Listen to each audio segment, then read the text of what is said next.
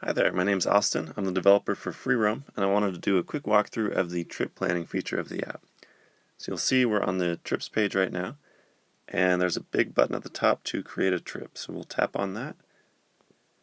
We'll name this one Test Trip, and then you can choose any of these default images, or you can upload your own.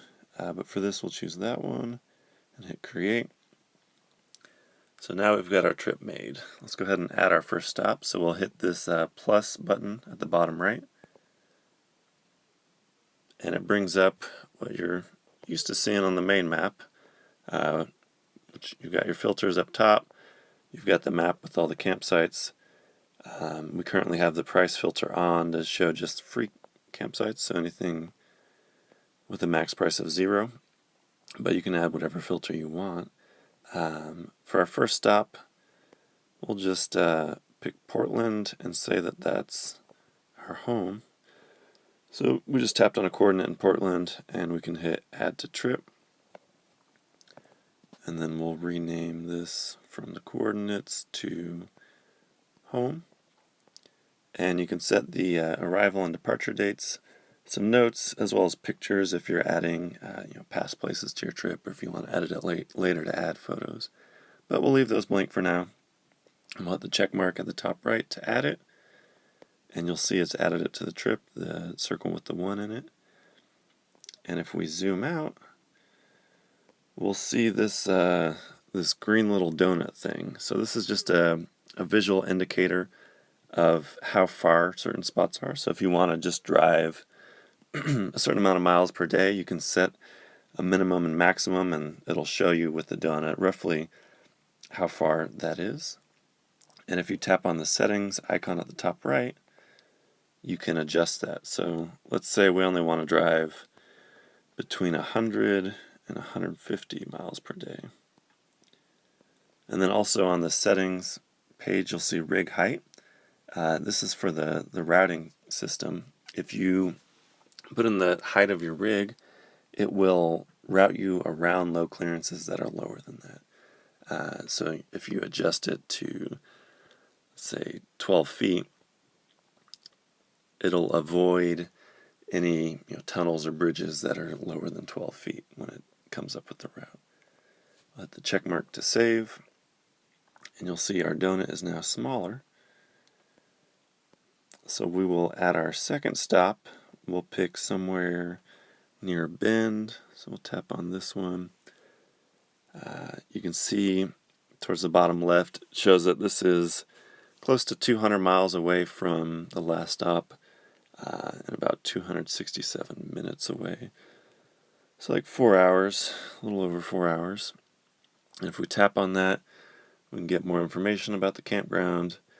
We can add it to the trip from here, from this Add to Trip button in the middle right, or we can hit back and we can add it from the Add to Trip at the bottom left here. So we'll tap on that. We will set our arrival date to tomorrow, and we'll go ahead and set the departure date to tomorrow as well. And we'll hit the check mark to add it. And you'll see it's routed us from Portland down to Bend.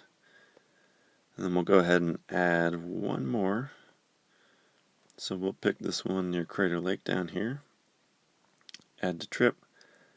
And we'll set this one for the 11th.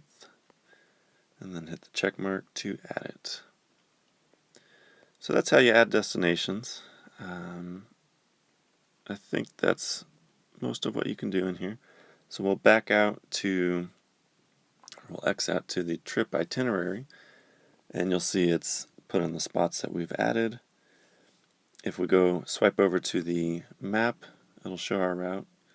But we'll go back to the itinerary, and if we tap on plan this route between each of the destinations, so between Portland and Bend, we can hit the navigate button to see that route, and it'll show the elevation gain and loss. So we can see the chart that we're basically going up from sea level to around 4,000 feet.